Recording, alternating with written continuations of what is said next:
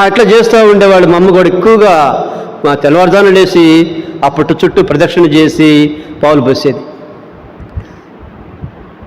ఒకసారి మా అమ్మ అంది కదా, అబ్బాయి అరే అట్టిపళ్ళు పెట్టాను నాయన, మరి నాగేంద్రుడు వస్తాడు జాగ్రత్తగా చూడు, నువ్వు ఇప్పుడు చూడదంటున్నావు కదా చూడు అని చెప్పింది. సరే నేను ఆడ కూర్చున్నా, నేను మొహం కడుక్కొని టిఫిన్ చేసి వాకిట్లో కూర్చున్నా. దూరంగా నాకు భయం కానుకోవాలంటే దూరం కూర్చున్నా. వస్తుంది నిజంగా, చూద్దాం ఎట్లుంటాడు నాగేంద్రుడు అని. గంట అరగంట పైన దాటింది, పోగంట దాదాపు అయింది, సుమారు గంటగా వస్తూ ఉంది.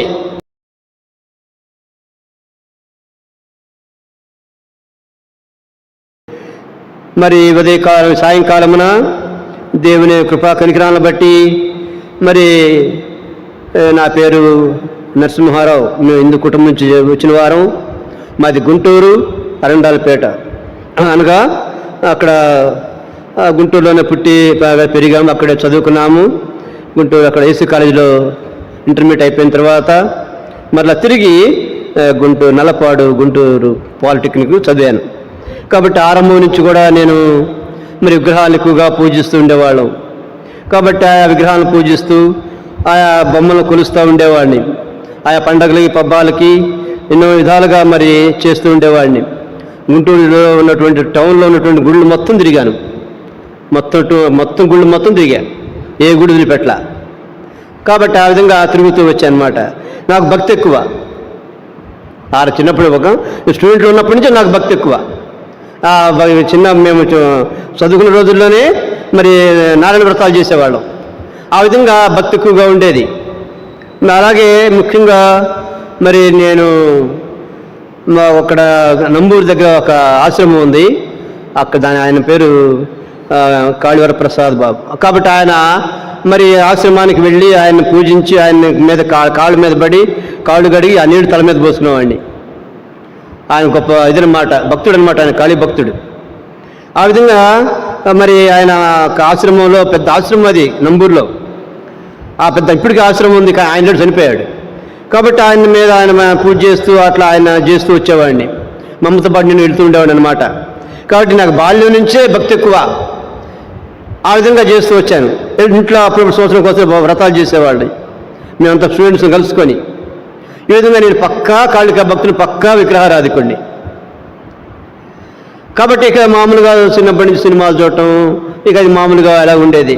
కానీ చిన్నప్పటి నుంచి కూడా నాకు సిగరెట్లు కానీ త్రాగటం కానీ అది ఎప్పుడు కూడా నాకు సహజంగా అలవాట్లేదు. అదే సినిమాలు చూస్తూ ఉండండి, బొమ్మలు, ఆరాధన, ఈ యొక్క పూజలు, ఈ పురస్కారాలు, ఈ విధంగా ఇన్ని చేస్తూ ఉండేవాడిని అనమాట. అంతేకాకుండా మరి మా ఇంట్లో ఒక పాము పుట్ట పెరిగింది. 2 గదులు మాయి, ఒక గదిలో పాము పుట్ట. మా ఇంట్లో పాము పుట్ట పెట్టేటప్పటికి రోజులు పెరుగుతూ ఉంది. ఆ గదిలో మీ పక్క ఉంటాము, ఆ పట్ల పాము పుట్ట ఉంది.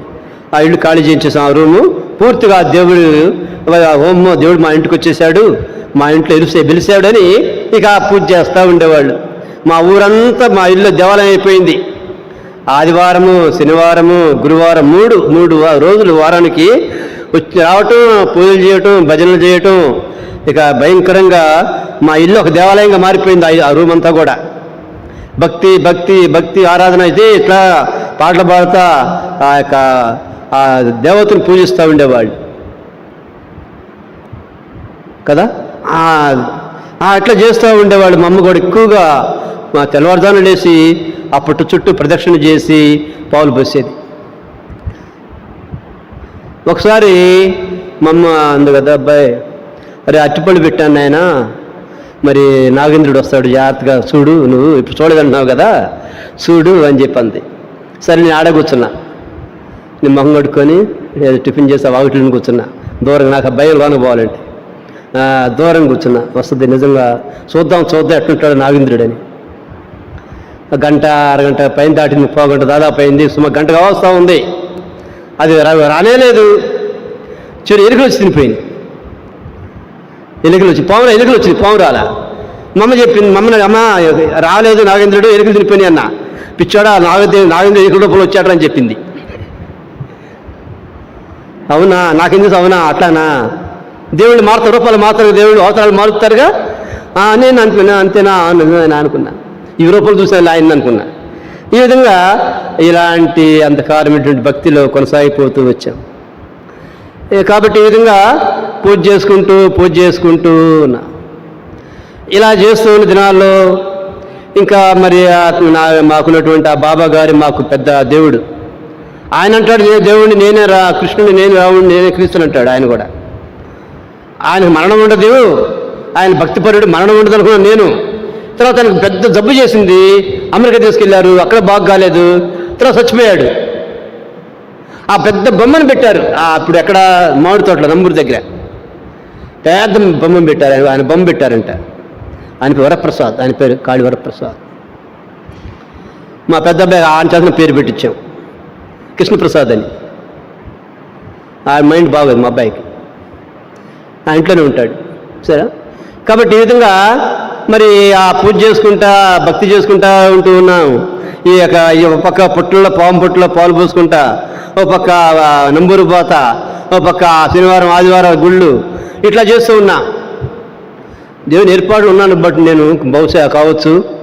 ఎందుకంటే దేవుడు భూమికి పునాదులు వేయబడి ఆయన మనం ఏర్పాటు చేసి before the foundation of the world God has chosen in Christ in love కదా. భూమికి పునాదులు వేయబడక మునిపే యేసు క్రీస్తునందు మనం ఏర్పాట్లో ఉన్నాం.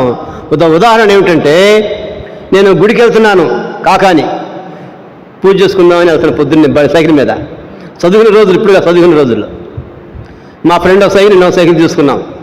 మాది ఎండాకాలం.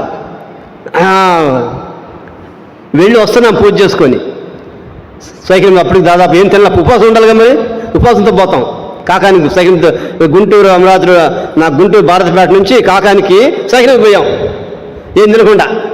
రిటర్న్లో కూడా ఏం తినలా, కళ్ళు తిరిగిపోతున్నాయి.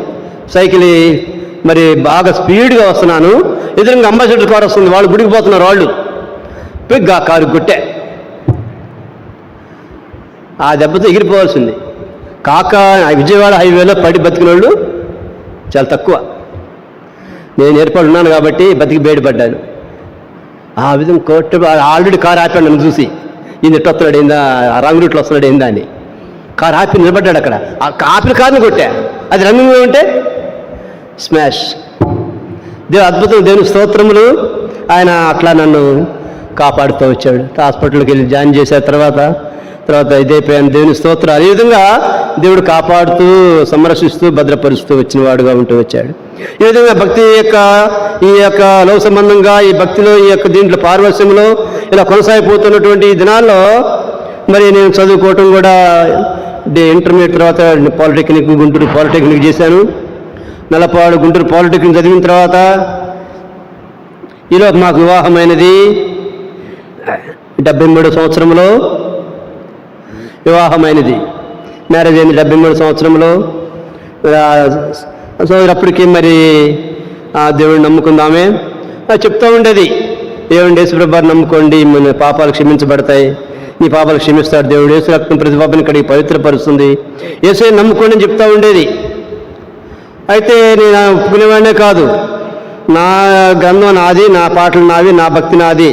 యేసుప్రభు ఏంటి, నా కోసం చనిపోవడం ఏంది, నీ కోసం చనిపోవడం ఏంది, ఆయన ఎవరు, ఆయన ఎక్కడో పుట్టాడు, ఆడ పెరిగాడు, యేసుప్రభు వారు మనకెట్ట దేవుడు అవుతాడు, నేను నమ్మను, నేను ఒప్పుకోని చెప్పేసి చాలా చేశాను. పైగా పుట్టకాడికి పూజ చేయమని బలవంతం చేసేవాడిని, కొట్టేవాడిని, రాకపోతే కొట్టేవాడిని. కాబట్టి ఈ విధంగా బలవంతంగా తీసుకెళ్ళాడు. కానీ పూజ చేసేది కాదు, దండం పెట్టేది కాదు, పలహారం తినేది కాదు. నేను మాత్రం పూజ చేసేవాడిని, ఆమె కూడా బలవంతం చేసేవాడిని, బలవంతంగా వచ్చి నిలబెట్టేది కానీ చేసేది కాదు. ఆ విధంగా దేశప్రభు వారి గురించి ఆమె పరిచయం చేసింది, నాకు దేశప్రభు వారి గురించి పరిచయం చేసింది. వాళ్ళ అమ్మవారు దేవుడు నమ్ముకున్నారు ఆల్రెడీ, దేవుని స్తోత్రాలు. కాబట్టి ఆ విధంగా అప్పుడు ఆమె కూడా రక్షించబడకపోయినప్పుడు కూడా యేసుప్రభు వారు దేవుడు, ఇవేమి దేవుళ్ళు కాదు అనేటువంటి ఒక తీర్మానం కలిగింది. కాబట్టి నన్ను అట్లా మరి మాట్లాడటం జరిగింది ప్రభుని గురించి. లేకపోతే ఆమె చెప్పింది, యేసుప్రభు దేవుడు, ఆయన రక్షకుడు, విమోచకుడు, మన పాపాలు క్షమించాడు, రక్షించుకుడికి పవిత్రపరిచాడు అని చెప్తూ ఉండేది. అది వాక్యం ఎక్కడో తెలియదు, నాకు చూపించింది కాదు, చెప్తుంది జోరీలాగా. యేసు రక్తం ప్రతి పాపాన్ని కడిగి పవిత్రపరుస్తుంది, యేసుప్రభు నమ్ముకుంటే పాపాలు క్షమిస్తాడు అని చెప్తూ ఉండేది. అసలు పట్టించుకునేవాడినే కాదు, ఏమీ లేదు. అత్త అయిపోయింది, వివాహం అయిపోయింది, అబ్బాయి బాబు పుట్టాడు. ఆ తర్వాత 74 75 మా చదువు అయిపోయింది. 76లో మేము హైదరాబాద్ వెళ్ళిపోయాం ఉద్యోగరీత్యా. State government, AP state textile development కార్పొరేషన్లో నేను ఉద్యోగం హైదరాబాద్లో జాయిన్ అయ్యాను 76 సంవత్సరం. మరి అక్కడ జూన్ మాసంలో అక్కడికి వెళ్ళిన తర్వాత కూడా నాకు దగ్గర భగవద్గీత ఉండేది. దగ్గర భగవద్గీత ఉండే చెవులు పోగులుండేవి. హైదరాబాద్లో కొత్తగా అక్కడ జాయిన్ అయ్యాను. ఆ రోజుల్లో హైదరాబాద్ ఆ ప్రాంతంలో ఏమీ లేదు. ఇప్పుడు మహాపట్నం అయిపోయింది, షాపూర్, జిడిమెట్ల. అప్పుడు మాది కార్పొరేషన్ వాళ్ళది అక్కడ ఉంటే అక్కడ జాయిన్ అయ్యాము. అక్కడ నేను జాబ్ చేస్తున్నాం. అక్కడ చేరిన తర్వాత అక్కడ కూడా ఇట్లానే సిస్టర్స్ వచ్చి గ్రహాలు దర్శిస్తూ ఉండేవాళ్ళు, చెప్తుండేవాళ్ళు, మాట్లాడుతుండేవాళ్ళు, చెప్తుండేవాళ్ళు, పోతుండేవాళ్ళు. నేను పట్టుకునేవాడిని కాదు. ఒకసారి నాకు బాగా జబ్బు చేసింది, రక్తం పడిద్ది అన్నమాట దగ్గుతుంటే.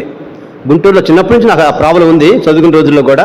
ఏదో గుంటూరులో చూసుకున్న ట్రీట్మెంట్ తాత్కాలికంగా తగ్గినట్టుగా ఉంది. కానీ హైదరాబాద్ వెళ్ళిన తర్వాత అక్కడ క్లైమేట్కి, వాతావరణానికి ఎక్కువైపోయింది దగ్గటం. చలికాలం ఎక్కువగా ప్రాబ్లం, వామిటింగ్ అయితే బ్లడ్ వామిటింగ్ అవుతూ ఉండేది ఎక్కువగా.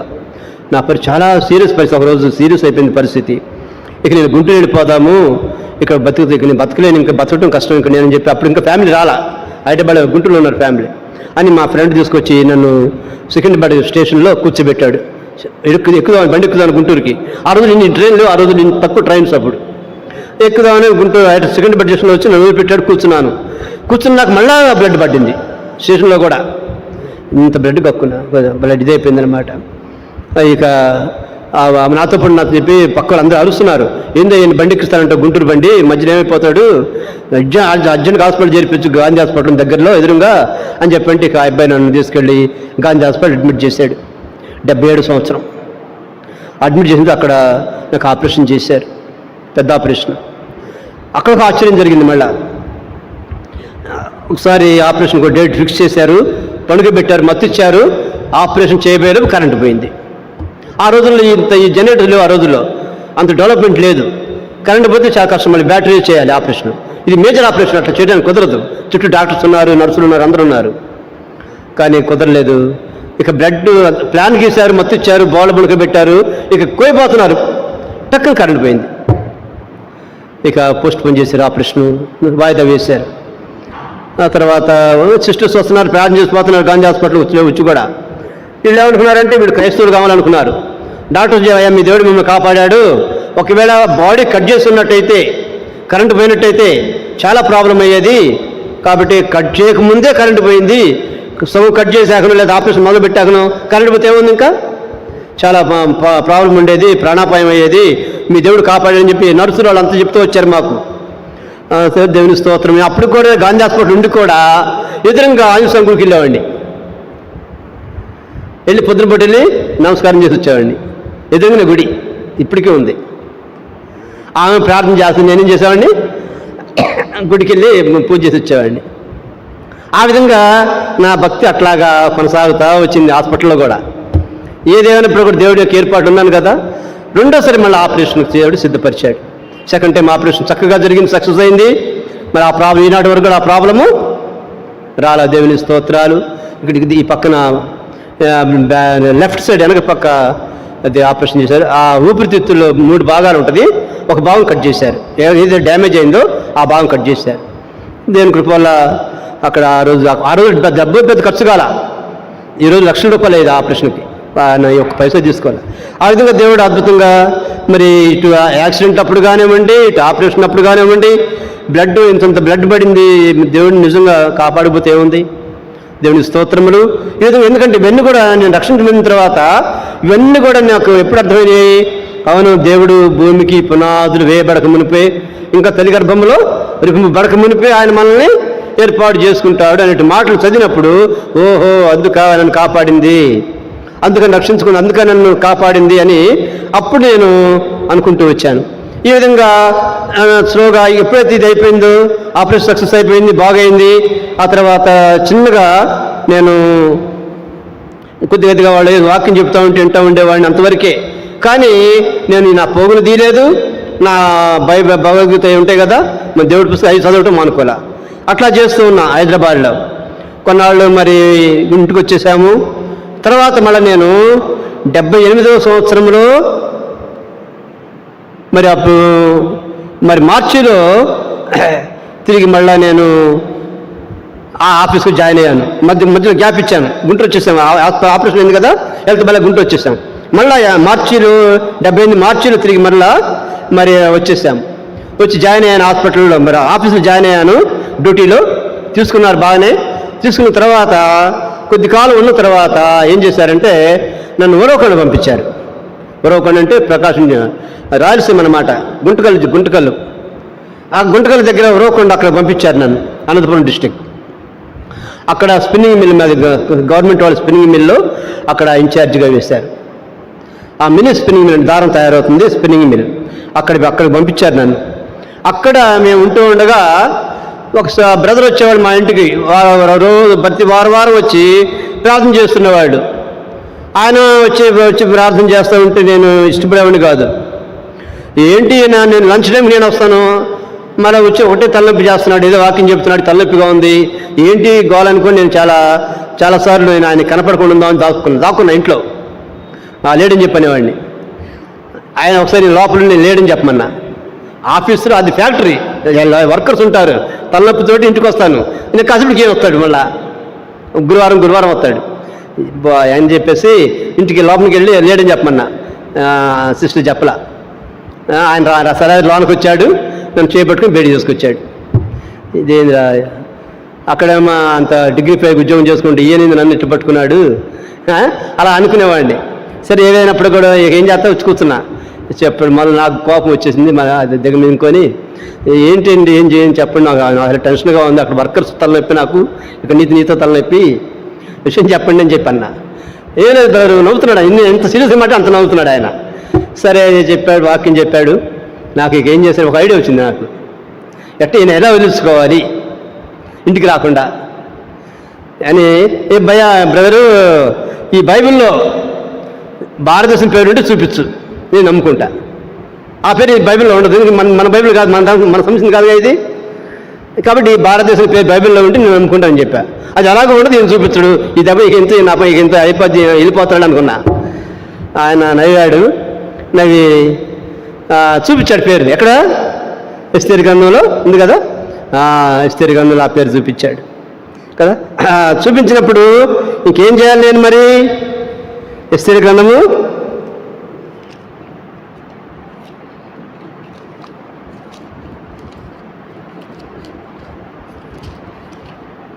1వ అధ్యాయం 414 పేజీ. అహష్వేరోషు దినములలో జరిగిన చర్యల వివరము. హిందూ దేశం మొదలుకొని కూషు దేశం వరకు 127 సంస్థానములను అహష్వేరోషు ఏలెను. హిందూ దేశమేనా ఇది, ఇంకే దేశమేనా? హిందూ దేశమే. ఇండియాలో ఇంగ్లీష్లో ఇండియా అని రాసుంటాడు. హిందూ దేశం మొదలుకొని అన్నాడు. హిందూ దేశం పేరుందిగా. అవునా, అయితే ఇక నేను కమిట్ అయిపోయాను, ఈ పేరు చూపిస్తే నమ్ముకుంటాను, ఇక నన్ను వదిలిపెట్టలా. నేను కమిట్ అయిపోయా, నాకు నోట్లోంచి మాట రావట్లా. ఇక ఆయన నవ్వాడు. ఇక దీన్ని ఆధారం చేసుకుని సువార్త చెప్పాడు. యేసు అందరికీ ప్రభుయ్యా, ఆయన మన ఆసియా ఖండంలో జన్మించాడు, బెత్లెహేములో జన్మించాడు, ప్రపంచాన్ని నడిబొడ్డున్నటువంటి ఆ యొక్క బెత్లెహేములో ఆయన జన్మించాడయ్యా అని చెప్పేసి సువార్త చేయటం మొదలుపెట్టాడు. ఇక నాకు నో వాయిస్, ఇక ఏం మాట్లాడలేదు. ఐ హ్యావ్ టు ఒబే, తప్పదు, ఇక ఒబే కావాల్సిందే. ఇది చూపించాడుగా, దాన్ని తగ్గట్టు వాక్యం చెప్పాడు, సువార్త చెప్పాడు. ఇక లాభం లేదులే, ఇక ఎస్ కరెక్టే. అప్పుడే నాకు కోపం పోయింది, నాకు టెన్షన్ పోయింది. ఈ వాక్యం చెప్తుంటే నాకు కొద్దిగా రియలైజేషన్ వస్తూ ఉంది. కొంచెం చెప్పినప్పుడు నాకు కొద్దిగా కన్విక్షన్ వస్తుంది, హృదయం వస్తుంది, కన్విక్షన్ అంటే ఉప్పుదల వస్తుంది హృదయంలో. అది చెప్పాడు, వెళ్ళిపోయాడు. మళ్ళీ వచ్చాడు, మళ్ళీ ఇంకొక వారం వచ్చాడు. ప్రతి గురువారం వస్తాడు, గురవకుండా బైబిల్ స్టడీ తీసుకోవడానికి వస్తాడు. మధ్యాహ్నం వస్తాడు, సాయంత్రం మధ్యాహ్నం ఇప్పుడు వస్తాడు, కొన్ని గృహాలు దర్శిస్తాడు, సాయంత్రం బైబిల్ స్టడీ అట్లా వస్తాడు. ఎక్కడి నుంచి? గుంటకల్ నుంచి వస్తాడు, గుంటకల్ సేవకుడు ఆయన, బేర్ష ప్రార్థనా మందిరం. అట్లా మా ఇంటికి వస్తున్నాడు, గురువారం వస్తుంటాడు. ఇట్లా వస్తున్నాడు, వాక్యం చెప్తున్నాడు, పోతున్నాడు, వస్తున్నాడు. చివరికి మరి దేవుడు నన్ను కూడా దర్శించాడు. ఆయన ఆ పాపను కూడా క్షమించాడు. నేను అడిగాను. కన్విక్షన్, అలాగనే కన్ఫెషన్, సాల్వేషన్ ఒప్పుకున్నాను. నా ఒప్పుదల వచ్చింది, క్షమాపణ అడిగాను, రక్షణ ఇచ్చాడు కదా. అది రోమాపత్రిక 10వ అధ్యాయము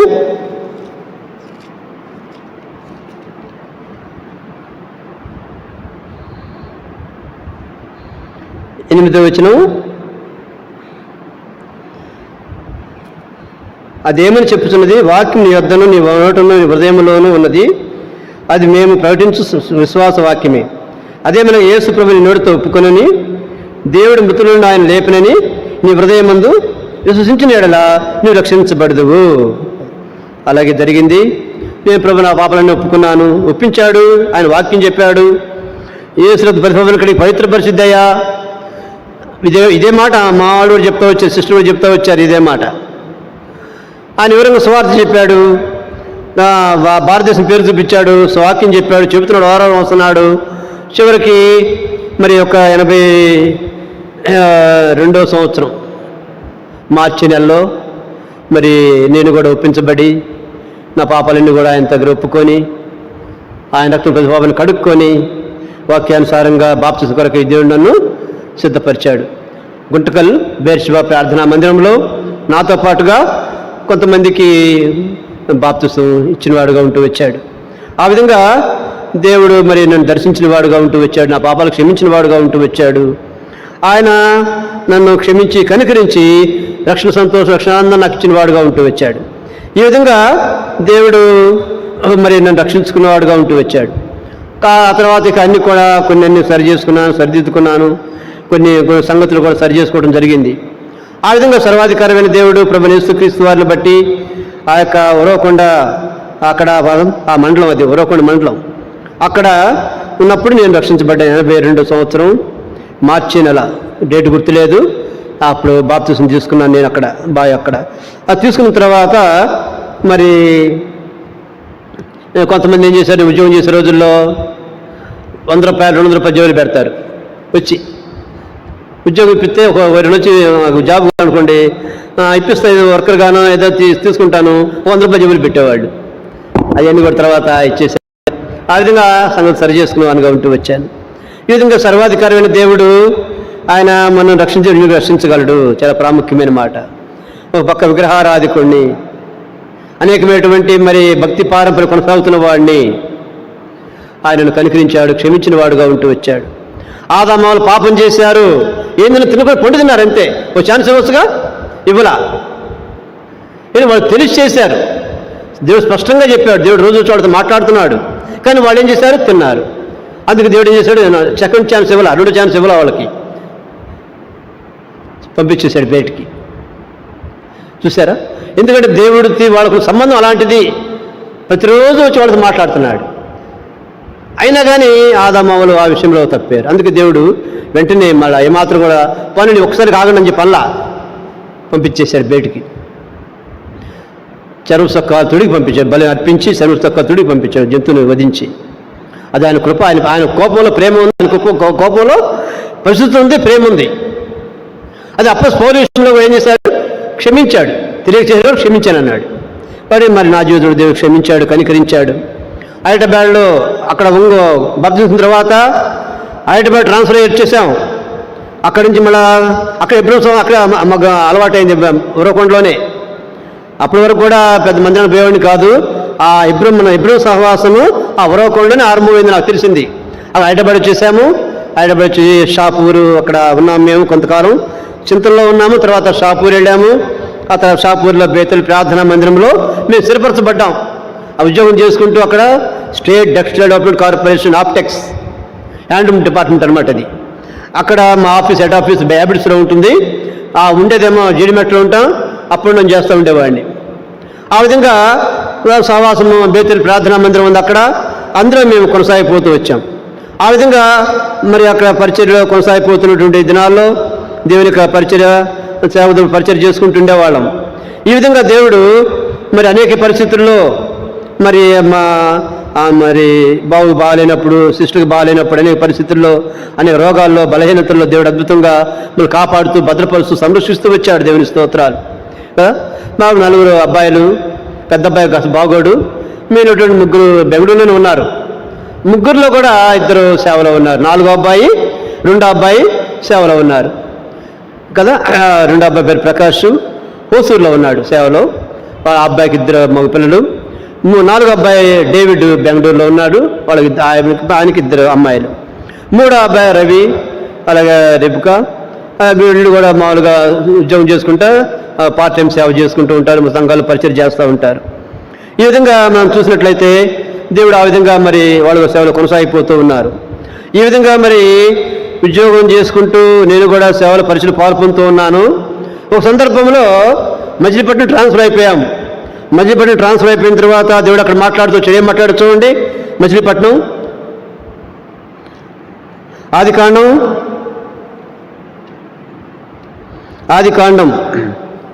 28వ అధ్యాయము 15వ వచనం.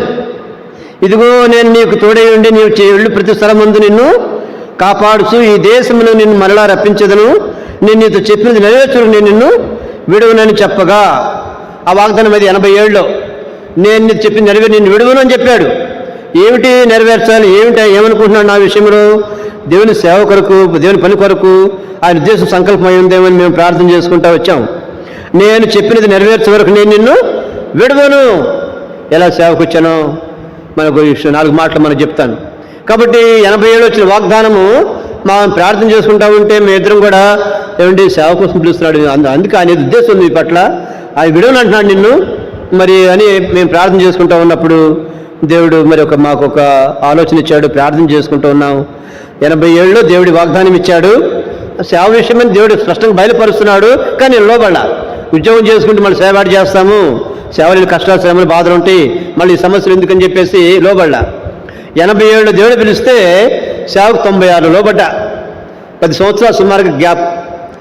ఈ దేవుడు ఎప్పుడైతే సేవ విషయంలో కానివ్వండి, రక్షణ విషయంలో కానివ్వండి, దేవుడు ఏదైనా చెప్తున్నప్పుడు దానికి లోబడకపోతే మనం డిలే చేసామనుకోండి, కొన్ని మనం ప్రాబ్లమ్స్ ఫేస్ చేయాలి, కొన్ని కాన్సిక్వెన్సెస్ మనం ఎదుర్కోవాల్సి వస్తుంది. లోబడితే ఆశీర్వాదం, లోబడకుండా మనం గ్యాప్ ఇచ్చినా, పెండింగ్ పెట్టినా, తర్వాత అని చెప్పి పోస్ట్ పోన్ చేసినా కొన్ని శ్రమలు కొన్ని పొందవలసిందే. కాబట్టి మేము చాలా ఇబ్బందులు అనుభవించాము, శ్రమలు కష్టాలు అనుభవించాము. ఎందుకంటే ఈ 10 సంవత్సరాలు చాలా నష్టాలు అనుభవించాము, ఇటు ఉద్యోగరీత్యా కానివ్వండి, ఎట్లయినా సరే. అయినప్పుడు కూడా 87 నుంచి 96 సంవత్సరంలో మరి మేము గుంటూరు మళ్ళీ ట్రాన్స్ఫర్ అయ్యాం. బట్టిప్రోలు ట్రాన్స్ఫర్ అయ్యాం. బట్టిప్రోలు అసిస్టెంట్ మేనేజర్గా మళ్ళీ నన్ను ప్రమోట్ చేశారు అక్కడికి, బట్టిప్రోలుకి. గుంటూరు జిల్లా బట్టిప్రోలు, మాది గుంటూరు దగ్గరే. 96లో వచ్చాము బట్టిప్రోలుకి, అక్కడ చేశాం. అంతకుముందు ఒంగోలు చేశాము, తర్వాత మచిలీపట్నం, తర్వాత ఒంగోలు, తర్వాత మళ్ళీ హైదరాబాద్ వెళ్ళాము. హైదరాబాద్ నుంచి మళ్ళీ బట్టిప్రోలు చేశారు, ట్రాన్స్ఫర్ చేశారు. ఆ బట్టిప్రోలు ట్రాన్స్ఫర్ చేసిన తర్వాత గుంటూరు సీఎంకి వస్తూ పోతూ ఉన్నాము. గుంటూరు అప్పుడు దేవసాయం గారు ఉన్నారు సీఎంలో. వస్తూ పోతూ ఉన్నాము, పరిచర్య గురించి, సేవ గురించి ప్రార్థన చేసుకుంటూ ఉన్నాం. చేసుకుంటూ ఉన్న సమయంలో ఇక దేవుడు మరి ఇంకెక్కువగా ఒత్తిడి చేస్తున్నాడు పరిచర్య గురించి. ఒకసారి ఇట్లా వర్షాకాలము బట్టిప్రోలు నుంచి వస్తాను, ఇంటికి వచ్చాను. అవి బాగలేదు, వర్షం మరి తడిశాను, కొద్దిగా బాగలేదు, ఆయాసం ఎక్కువైపోయింది, మరి ప్రాబ్లం ఎక్కువగా ఉంది. వచ్చి పడుకున్నాను, ఆయాసం తగ్గట్లేదు, కంట్రోల్ కావట్లేదు. ట్యాబ్లెట్లు వేసుకున్నాను, ఇంజక్షన్ కూడా చేయించుకున్నాను, ఏం కంట్రోల్ కావట్లా. అసలు ఏమీ ఊపిరాడట్లేదు, ఎక్కడో ప్రాణం పైన పోయేట్టుగా ఉంది. నేను పడుకుని ఉన్నాను, అంత నిద్రపోయాను. నేను ఒక్కడిని మిగిలిపోయాను బెడ్ మీద, ఇబ్బంది లేదు, యాకోబులాగా ఒక్కడిని మిగిలిపోయాను. అంత నిద్రపోయారు. నేను ఒక్కడిని, ప్రభువా ఇంత పరిస్థితి బాగలేదు, నాకు ఆయాసం ఎక్కువైపోతుంది, ప్రాణం పైనే పోతుంది, ఏంటి ప్రభువా అని ప్రార్థన చేసుకుంటున్నాను. అప్పుడు దేవుడు ఒక ఆలోచన ఇచ్చాడు. ప్రభువా మరి నీ చిత్తమైతే నేను బతికుంటే నేను సేవ చేస్తాను, ఈ ప్రాణాపాయం తప్పించయ్యా, నేను బతికితే మాత్రం నేను నీ సేవ చేస్తాను, తీర్మానం చేసుకుంటానని. ఆ రాత్రి దాదాపు 12 అయిపోయింది. అప్పుడు తీర్మానం చేసుకున్నా. తీర్మానం చేసుకున్నాక అప్పుడు నెమ్మది వచ్చింది, కాస్త నిద్ర పట్టింది, నాకు ఆయాసం తగ్గింది, నిద్ర పట్టింది. ఆ తీర్మానం అది 96 సంవత్సరం సెప్టెంబర్ నెల 29వ తారీఖు. 96 సంవత్సరం సెప్టెంబర్ నెల 29వ తారీఖు. అప్పుడు మేము రైలుపేటలో ఉన్నాం అద్దెకి. అప్పుడు ఆ రాత్రి తీర్మానం చేసుకున్న సేవ విషయమై అప్పుడు నెమ్మది వచ్చింది. 10 సంవత్సరాలు వెనకాడుతూ వచ్చాము, లోబట్టలేదు. ఆ తీర్మానం కొంత నాకు నెమ్మది వచ్చింది.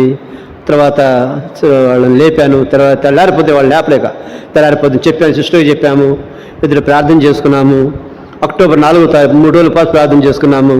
అక్టోబర్ 4వ తారీఖున రిజైన్ లెటర్ రాసి ఆఫీసులో ఇచ్చాను. రిజైన్ లెటర్ రాసి ఇచ్చాను. వాళ్ళు ఒప్పుకోలే. ఇదేంటే ఇప్పుడే రిజైన్ చేస్తున్నావు ఏంటి, ఉద్యోగం చేసుకుంటాను. అయినప్పుడు కూడా మరి దేవుడు నాకు చెప్పాడండి, ఇప్పటికే నేను 10 సంవత్సరాలు ఆలోచన చేశాను సేవ విషయంలో, కాబట్టి ఇక నేను ఉండను. దేవుడు నాతో మాట్లాడుతున్నాడు. నాకు అనారోగ్యం పరిస్థితుల్లో కూడా నేను దేవుడిని బతికిచ్చాడు. ఆయాసం ఉంటే ఏముంది, క్షణాల్లో పోద్ది ప్రాణం.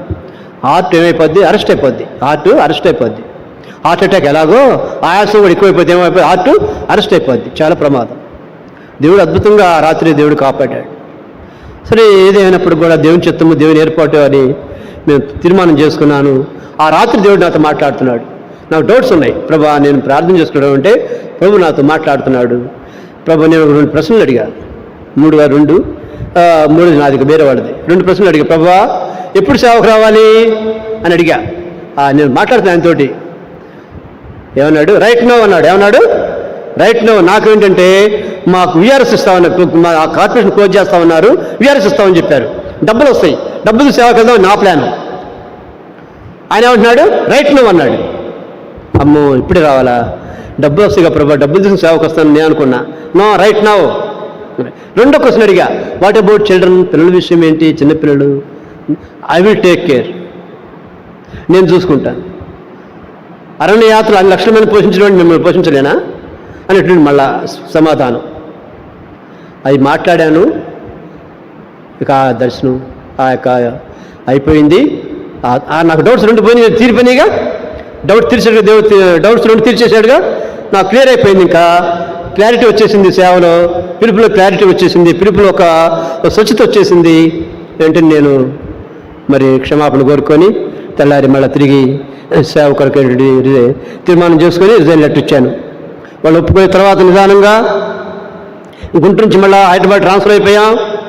ఆ తర్వాత అక్కడ సేవకులతో మాట్లాడాను. ఆయన ఎబ్రోకి తీసుకెళ్ళాడు. 97 సంవత్సరం అంతా ఎబ్రోలో ఉన్నా. అప్పుడు జీటీ గారు ఉన్నారు, అందరూ ఉన్నారు, పిలుపు గారు ఉన్నారు, అందరూ ఉన్నారు, జీటీ నాగకృష్ణ గారు ఉన్నారు, అందరూ ఉన్నారు. అప్పుడు దాదాపుగా సంవత్సరం అంతా ఎబ్రోలో ఉన్నాను. ప్రార్థన చేస్తున్నారు వాళ్ళు కూడా. తర్వాత ప్రార్థన చేసేవాళ్ళు 98లో మైసూరు పంపించారు. ఫస్ట్ పరిచర్య మైసూరు. అక్కడ ఏం బ్రదర్ మీరు మైసూరు వెళ్తారా? వెళ్తారు. ఇంగ్లీష్ వాకింగ్ చెబుతారా? అప్పుడు నేను ఎప్పుడు చెప్పలా. చెబుతా అన్న. చెబుతా అన్న. దేవుడు అట్లా ఇచ్చాడు మాట. చెబుతానన్నా అన్న.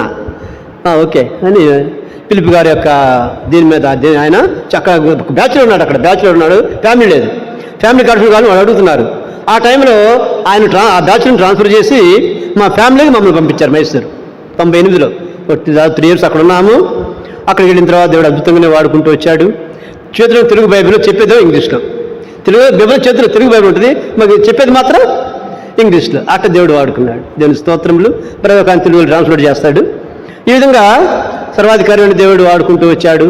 అక్కడ 3 సంవత్సరాలు అయిపోయిన తర్వాత నెక్స్ట్ కడప జిల్లాకు వచ్చాము, జట్టివారిపల్లి. అక్కడ 3 సంవత్సరాలు అక్కడ రాయలసీమ యూత్ మీటింగ్ కూడా జరిగింది. పూర్ణచంద్ర గారు అట్లా ఎక్కువగా వస్తుండేవాళ్ళు.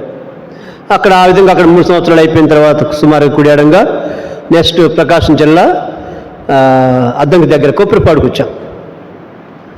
వినుకొండ దగ్గర, అప్పుడే వినుకొండ దగ్గర వీడు తిమ్మతి వీళ్ళంతా పరిచయం అయ్యారు. అప్పుడు వీళ్ళు కొప్పరిపాడులో దాదాపు 12 సంవత్సరాలు ఉన్నాం అక్కడే. అప్పుడు మందిరం, పూరి మందిరం. తర్వాత మేము వెళ్ళాక మందిరం కట్టడం జరిగింది. దేవుని స్తోత్రాలు. అక్కడ దాదాపు 12 సంవత్సరాలు అక్కడే పెళ్ళి అవ్వటం అందరూ అక్కడ జరిగిపోయింది. 11.5 సంవత్సరాలు అనుకోండి సుమారుగా. కుడియానికి 11.5 సంవత్సరాలు. అయిపోయిన తర్వాత నెక్స్ట్ మార్కాపురం 1 సంవత్సరం ఉన్నాం. తర్వాత గుంటూరుకి మేము ఇక్కడికి వచ్చాం. గుంటూరుకి మొట్టమొదట గుంటూరుకి క్రోసూరుకి వచ్చాం. క్రోసూరు సంవత్సరం 1.5 ఇయర్ ఉన్నాం క్రోసూరులో, 1.5 సంవత్సరం. ఆ తర్వాత వెంగళాపాలెం సంవత్సరం. ఆ తర్వాత ఇప్పుడు పెద్దపాలెంలో సంవత్సరం. రేపటికి ఆగస్టుకి సంవత్సరం పూర్తి అయింది. అంటే గుంటూరు జిల్లా సేవ మాత్రం 1.5, 2.5, 3.5 ఇయర్స్ గుంటూరు జిల్లాలో మా సేవ జరగటం. ప్రకాశం జిల్లాలో 14 సంవత్సరాలు, కర్ణాటకలో 3 సంవత్సరాలు, రాయలసీమలో 3 సంవత్సరాలు. కాబట్టి ఈ విధంగా 20 సంవత్సరాలు ఉద్యోగం చేశాను. మిగిలినటువంటి 20 సంవత్సరాలు దాటిపోయింది సేవకు వచ్చి కూడా. ఈ విధంగా స్థలాల్లో మందిరాలు కట్టబట్టం, కుటుంబాలు ఆదరించబడటం, కుటుంబాలు కట్టబడటం, ఎంతోమంది ఆదరించబడ్డారు, ఎంతోమంది బలపరచబడ్డారు, ఎంతోమంది రక్షించబడ్డారు. ఇది మా గొప్పతనం కాదు, కానీ ఇప్పటికి కూడా ఫోన్లు చేస్తూనే ఉంటారు, ఇప్పటికీ ఫోన్లు చేస్తూనే ఉంటారు. ఈ విధంగా ఆయా స్థలాల్లో అయోగ్యున పాత్రను నన్ను కూడా దేవుడు వాడుకుంటూ వచ్చాడు. కాబట్టి అటు సేవకు ఆ విధంగా నన్ను పిలుచుకున్నాడు దేవుడి స్తోత్రం. రక్షించబడే విషయంలో కూడా నేను ఆలస్యం చేశాను, సేవ విషయంలో ఆలస్యం చేశాను. ఏదైనప్పుడు కూడా దేవుడు తన కృప చేస్తారా ఆయన తన చిత్తాన్ని నెరవేర్చుకున్నాడు. అందుకన్నాడు, నేను విడిచిపెట్టను, ఐ కెనాట్ లీవ్ యూ, విడిచిపెట్టను నేను అని చెప్పి అన్నాడు. నేను ఏ కాడికి తప్పించుకోవాలని చూస్తున్నా, సేవ తప్పించుకోవాలని చూస్తున్నా, కానీ ఇక్కడ పట్టుకున్నాడు, నువ్వు రావాలి సేవ. అక్కడ ఆనాడు తీర్మానం చేసుకోబట్టి ఎబ్బోలు ఏకభేదం తీర్మానం చేసుకున్నాడో ఒక్కడే మిగిలిపోయాడు కాబట్టి అంత పెనుగాడాడు. లేకపోతే కుదిరేది కాదు, అవకాశం దొరికేది కాదు. ఒక్కడు కాబట్టి పెనుగాడాడు దేవుడు వచ్చి. అలాగే ఒంటరిగా ఉన్నాను కాబట్టి దేవుడు అక్కడ స్పందించాడు. ఆ విధంగా సేవ, ఆ విధంగా పరిచర్య, ఈ విధంగా సంఘాలు కొనసాగుతూ వచ్చింది. దేవుడి స్తోత్రములు. ఇంకా ఇక్కడ బెంట్కి ఎవరైనా సరే నన్ను నువ్వు రక్షించగలడు, నన్ను రక్షించిన దేవుడు నేను రక్షించగలడు. కానీ సేవ విషయం కానీ రక్షణ విషయంలో కానీ ఇంకా తీర్మానం ఇంకా పోస్ట్ పోన్ చేస్తూ ఉంటే, డిలే చేస్తూ ఉంటే తీర్మానం చేసుకో, రక్షణ కొరకు తీర్మానం చేసుకో, దేవుడు సేవ విషయంలో తీర్మానం చేసుకో, దేవుడు ఆశీర్వదిస్తాడు. కాబట్టి ఈ విధంగా మరి మా ఇంట్లో ఇంకా రక్షణ వారు ఉన్నారు, మా బ్రదర్స్ అందరూ రక్షణ లేని వారు ఉన్నారు, మా కుటుంబం రక్షణ పొందిన వారు చాలామంది ఉన్నారు. వాళ్ళ కోసం కూడా ప్రార్థన చేయండి. మా గుంటూరే శారదకాలం మా హౌస్ కూడా ఉంది ఒకటి. ఈ విధంగా గుంటూరులోనే పెరిగాము, గుంటూరు చదువుకున్నాము, ఉద్యోగం హైదరాబాద్ చేశాము, తర్వాత సేవ బెంగళూరు స్థలాలు జరిగించూ వచ్చాం. ఈ విధంగా మా పట్ల, మా పిల్లల పట్ల కూడా దేవుడు కన్నా కృప చూపుతూ అనేక పరిస్థితులు గుండా దేవుడు తీసుకుని వస్తున్నాడు, కాపాడుతూ భద్రపరుస్తున్నాడు, నడిపిస్తూ ఉన్నాడు. కాబట్టి ఈ దేవుడి సాక్ష్యాన్ని దీవించి ఆశీర్వదించును గాక. దేవుని స్తోత్రములు. ఇక్కడటువంటి సంఘం పరిచర్య సేవ కొరకు కూడా మేము ప్రార్థన చేస్తున్నాం. దేవుడి సాక్ష్యాన్ని దీవించి ఆశీర్వదించును గాక. ప్రార్థన చేసుకుందాం.